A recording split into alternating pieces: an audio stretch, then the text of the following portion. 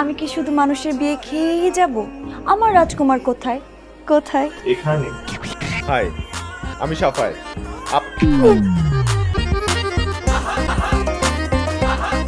Excuse me miss কেউ না। কেউ না? না, অহনা। অহনা? কি আপনি তো বিরক্ত কেন করছেন? হাই, সেম লাগবে আপনার কেন? আমি বাঘ না ভাল্লুক? দেখে তো মনে হয় কামড়ানোর অভ্যাস আছে।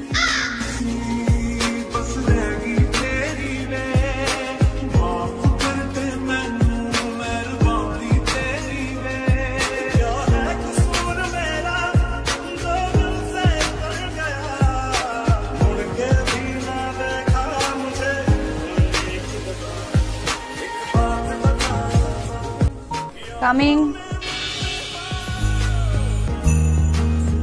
কেউ না। দিতে এসে বসের সাথে ফাইজলামি করছেন। এখন যদি আপনার চাকরি না দিই? না না প্লিজ, এটা করবেন না। এই চাকরিটা আমার ভীষণ প্রয়োজন। এই চাকরিটা না পেলে ও বাচ্চা নিয়ে না খেয়ে মরতে হবে। কয়টা বাজে আপনার? 9টা। কেমন আছেন? আপনি তো দেখছি ইন্টারভিউ দিতে এসে বসকে প্রশ্ন করতে। আমি ভালো আছি, তবে এখন আর একটু বেটার ফিল। তাহলে বস আমাকে বলছিল চাকরিটা হয়ে গেছে? হ্যাঁ। আমি এখানে ইন্টারভিউ দিতে এসেছি। প্রয়োজন নেই, আমাদের অফিসে নতুন জয়েন করেছেন। ও হ্যালো, নাইস টু। সাফায়েত জি। আচ্ছা সাহেব কিন্তু মাঝে মাঝে 5 লাইন মারবেন, এত ভয় পাবেন না। উনি একটা কমেডিয়ান পারসন। এটা ওনাকে দেখেই বোঝা যায়। আমি কিন্তু আপনাকে অনেক খুঁজেছি। আসলে খুঁজছেন? তাই বলে রাস্তাঘাটে খুঁজিনি। আমি এক্সপেক্ট করেছিলাম যে আপনার সাথে আমার আবারও দেখা হবে। আপনি আমাকে খুঁজেন না? আপনার যে বান্ধবীটা যার কারণে এই অঘটনটা ঘটলো, ওর কি অবস্থা? বিয়ে করেছে। বিয়ে করেছে? আপনার ফাইলটা দেওয়ার কথা ছিল। ফাইল তো রেডি, কিন্তু উনি আমাকে কিছু নিয়ম কানুন শেখাচ্ছিলেন, সেগুলো শুনছিলাম। নিয়ম কানুন? ম্যাডাম, অফিসের কিছু নিয়ম কানুন আমরা তাকে শিখাচ্ছিলাম আর কি। বাহ, আপনার মতো এরকম সিনসিয়ার কলিগ থাকলে তো আমার অনেকটাই ভাবনা কমে যায়। অফিস থেকে ফ্রি আছে? জি আছি তো। আচ্ছা ঠিক আছে, তাহলে অফিস শেষ করে আমরা আমাদের প্রজেক্টটা নিয়ে আলোচনা সেরে ফেলবো। সেলিব্রেশন? ইয়েস।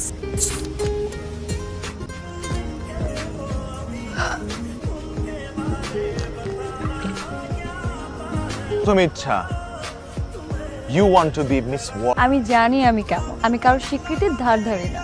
সাফাই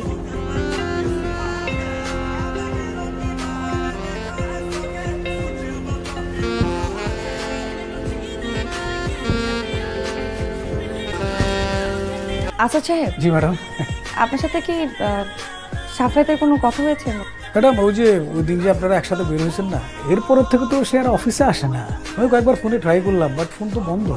ঠিক আছে, anything wrong with you? No. কি হয়েছে আমাকে বলো। এমন কিছুই হয়নি।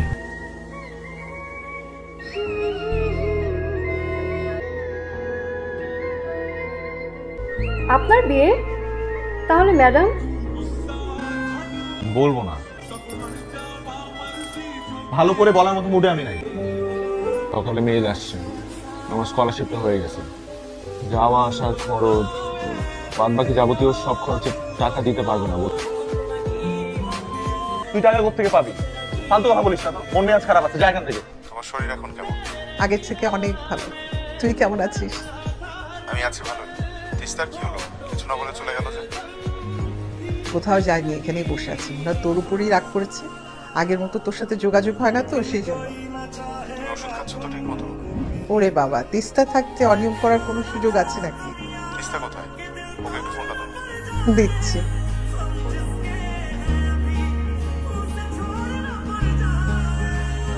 সারাদিন অফিস করে আসছি, কি বলবি বল। এখন মার্কেট গিয়ে কি করবো?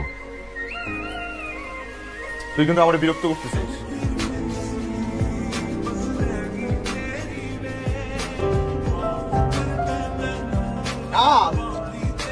আস্তে, সব চুল ছিঁড়ে যাবে। আমি ব্যথা পাচ্ছি। আসল কথা হলো তুই চুলে ঠিক মতো তেল দিতেই পারিস না। তুই পারিস, দে।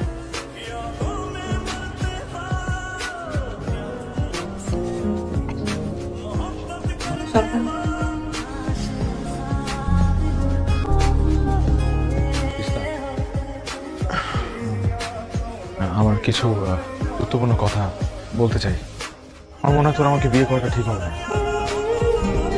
তোকে বিয়ে করলে কখনো সুখী হতে পারবো না, কখনো ভালো থাকবো না। অহনা নামে একটা মেয়ে।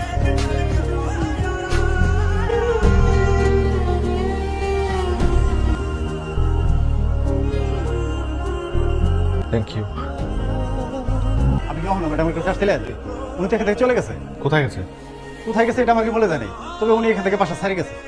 তবে যাওয়ার সময় স্যার একটা প্যাকেট দিয়ে গেছে আমার হাতে আপনাকে দেওয়ার জন্য। যখন চিঠিটা পড়ছো তখন আমি তোমার থেকে অনেক দূরে, সমস্ত পরিস্থিতি আমি জানি। সিমরান আমাকে সব বলেছে, জানি বলেই তোমাকে কতটা বলতে পারছি না। তোমার জায়গায় আমি থাকলে আমি অন্য কিছু করতে পারতাম না।